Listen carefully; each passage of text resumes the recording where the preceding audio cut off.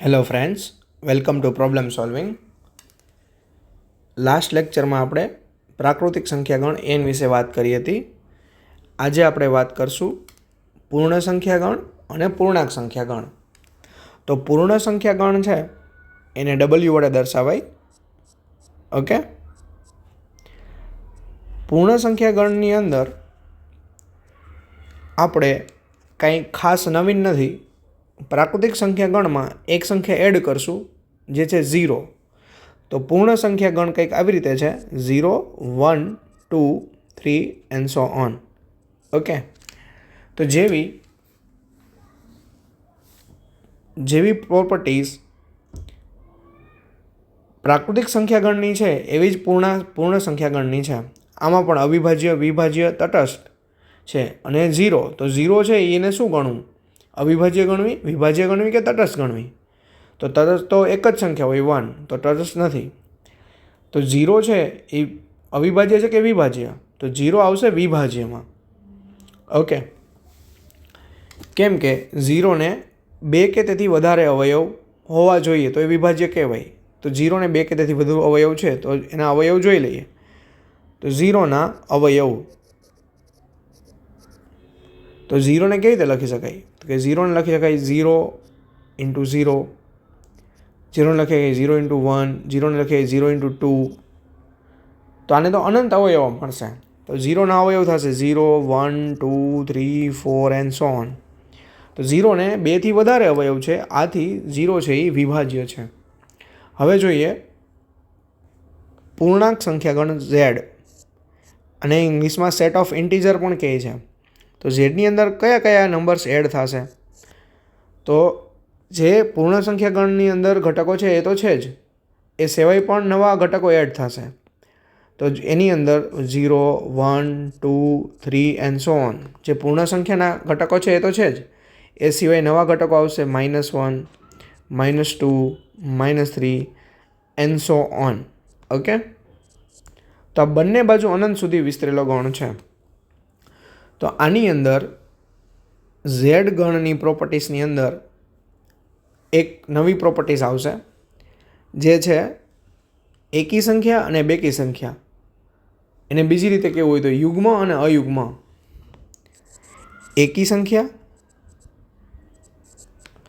બરાબર અયુગ્મ, અને ઇંગ્લિશમાં કહેવાય ઓડ નંબર્સ. ઓડ. ઓકે, અયુગ્મ સંખ્યા. તો અયુગ્મ સંખ્યાની વ્યાખ્યા શું છે?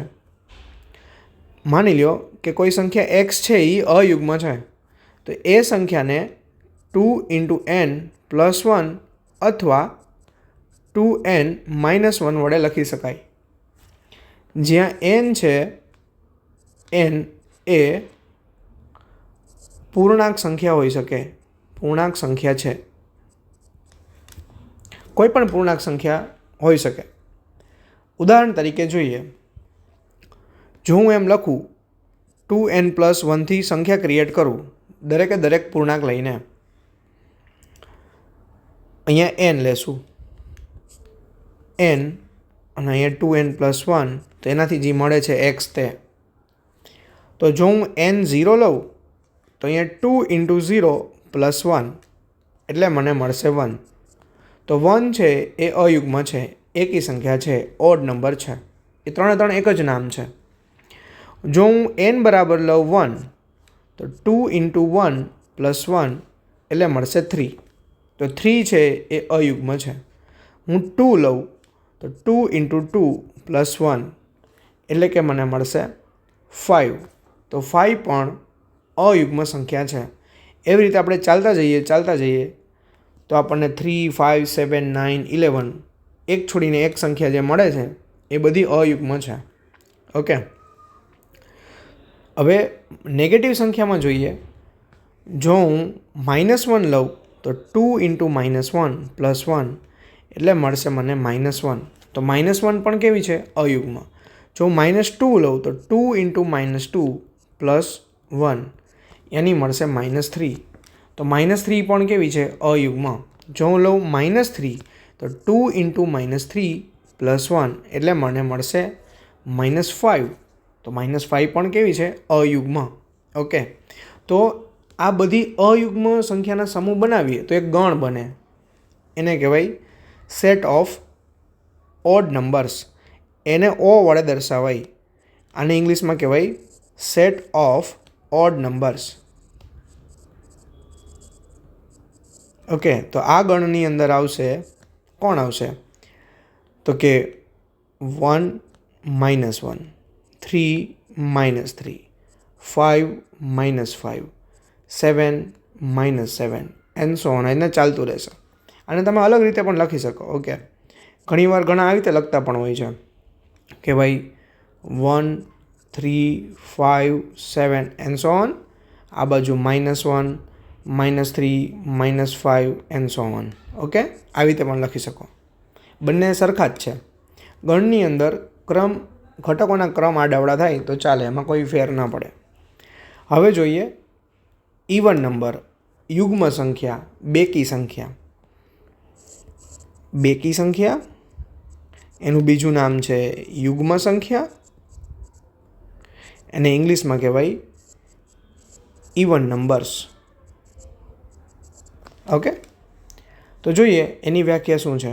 તો માની લો કે તમારી પાસે કોઈ સંખ્યા છે, જો તમે એને 2 × n સ્વરૂપે લખી શકો, 2 × n સ્વરૂપે લખી શકો, તો એ સંખ્યાને બેકી સંખ્યા કહેવાય. જ્યાં આ n છે, n એ કોઈક પૂર્ણાંક સંખ્યા હશે. બરાબર? તો જોઈએ, તો હું n લઈશ અને એનું 2n મેળવીશ, એના કારણે જે મને x મળે છે તે. જો હું n 0 લઉં, કેમ કે પૂર્ણાંક કોઈ પણ પૂર્ણાંક લઈ શકાય, તો 0 લઉં તો 2 × 0 એટલે મને મળશે 0. તો 0 કેવી થઈ? તો કે 0 છે એ યુગ્મ સંખ્યા છે.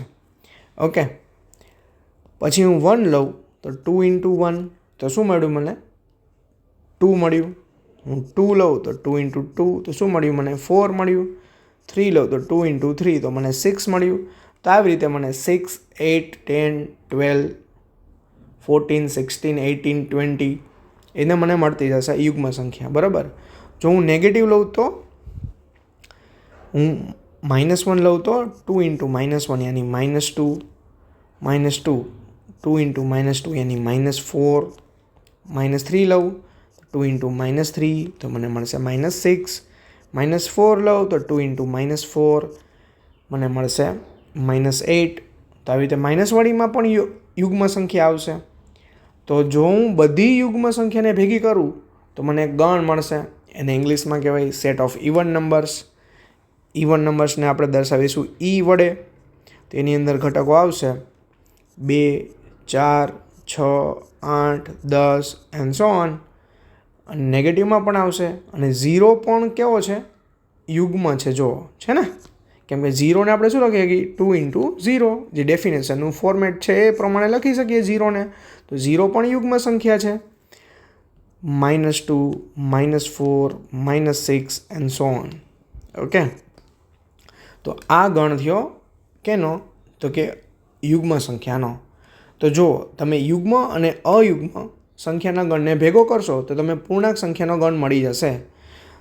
તો તમે યુગ્મ અને અયુગ્મને કેવી રીતે લખી શકો? આ જે પૂર્ણાંક સંખ્યાનો ગણ છે એને અયુગ્મ સંખ્યાનો ગણ યોગ યુગ્મ સંખ્યાનો ગણ. ઓકે, તેનાથી આખો ઝેડ મળી જશે. ઓકે, અને આ ઝેડને બીજી રીતે કઈ રીતે લખી શકાય? તો કે આપણે -1 -2 -3 એન્ડ સો એન બધી નેગેટિવ સંખ્યાનો યોગ આપણે પૂર્ણ સંખ્યા ગણથી કરી શકીએ. હવે પૂર્ણ સંખ્યા ગણને કેવી રીતે લખી શકાય? તો કે n યુનિયન 0, ખાલી 0 એક એડ કરીએ છીએ આપણે એને.